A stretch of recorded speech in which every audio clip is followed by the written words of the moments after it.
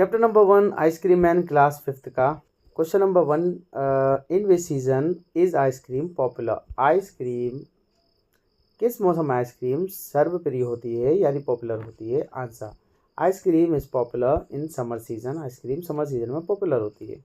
Question number 2 who feels joyful on seeing the ice cream man. Ice cream man को देखकर, ice cream वाले को देखकर कौन प्रसन्न होता है, कौन खुश होता है। Answer children feel joyful on seeing the ice cream man. बच्चे खुश होते हैं आइसक्रीम मैन को देखकर। क्वेश्चन नंबर 3 है name the different flavours of ice cream the ice cream man has in his cart. उन अलग अलग फ्लेवर्स के नाम बताइए जो आइसक्रीम मैन यानी आइसक्रीम वाले की गाड़ी में हैं। Answer vanilla, chocolate and strawberry. Question number 4 what are the two things that the ice cream man is selling. वो कौन सी दो चीज़ें हैं जो आइसक्रीम वाला यानी आइसक्रीम मैन बेच रहा है। The answer is the ice cream man is selling ice cream and cold drinks. Question number 5 है what is the ice cream cart compared in the poem. इस कविता में, इस पोएम में आइसक्रीम की गाड़ी की तुलना किससे की गई है। Answer the ice cream cart is compared to a flower bed. Ice cream cart की तुलना, आइसक्रीम कार्ट को कंपेयर किया गया है फ्लावर बेड से, फूलों की चादर से। Having an ice cream on a hot summer day is exciting and enjoyable. गर्मी के दिनों में आइसक्रीम खाना काफ़ी रोमांचक होता है और मज़ेदार होता है। तो आपको write about some of the exciting and enjoyable things that one can do in the winter season. लेकिन आपको यहाँ पर विंटर सीजन की कुछ एन्जॉयबल चीज़ें लिखना है।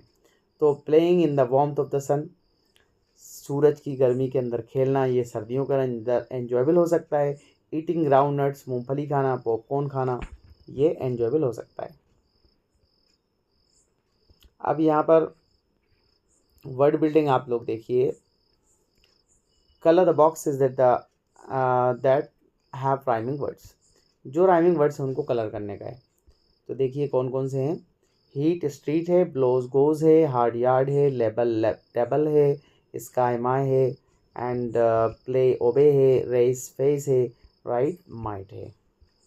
Question number 2 what do the following words describe in the poem. इन शब्दों का, इन कविता में जो नीचे दिए गए शब्द हैं उनका क्या वर्णन, उनका क्या उनको वर्णन किया गया है, यानी उसको किस तरीके से यहाँ पर बताया गया है।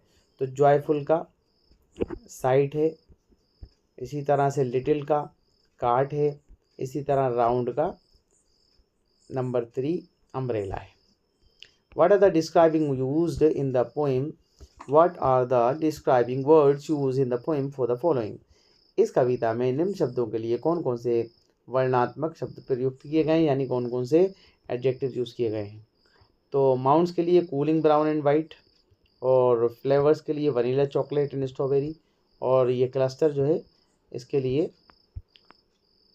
Thick cluster.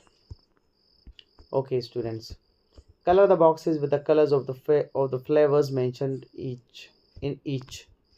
तो ये आपको खुद ही करना है बच्चों। Question number 2 draw the colour your dream ice cream. तो यहाँ पर जो ड्रीम आइसक्रीम आपके बुक के अंदर दी गई है वो भी आपको खुद ही बनाना है। उसके अंदर जो स्पेस दी गई है और उसके अंदर ये करना है कि आपको अपना साइज़, अपनी मनपसंद साइज़ लिखना है, मनपसंद टेस्ट, उसके अंदर जो भी फील्स आते हैं, जो भी कुछ आता है उसके अंदर डिस्क्राइब भी करना है। तो अपनी आइसक्रीम बनाइए। और here the ice cream of my dream, it is deep brown in colour, it is chocolate flavour, it is a big rocket sized bar, it is very tasty. Whenever I purchase it, I eat it with great pleasure. The creamy layer over it is so delicious. I love to eat it, I enjoy it very much. Number 3 question है have you ever eaten kulfi. क्या आपने कभी कुल्फी खाई है। Ice cream from north India, north India की ice cream. The following sentence describe how it is served but they are not in the correct order. जो नीचे बताया गया है ये इस तरीके से उसको सर्व किया जाता है लेकिन करेक्ट ऑर्डर नहीं है।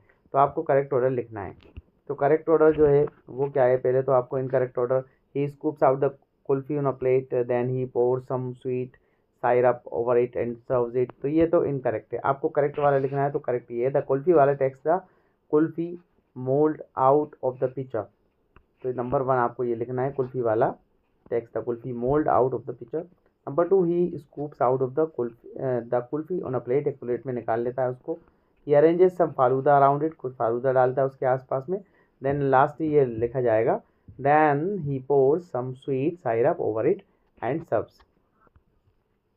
फिर उसके अंदर थोड़ा सा वो साइरप डालता है, मीठा यानी कि जूस डालता है, और उसको सर्व कर देता है।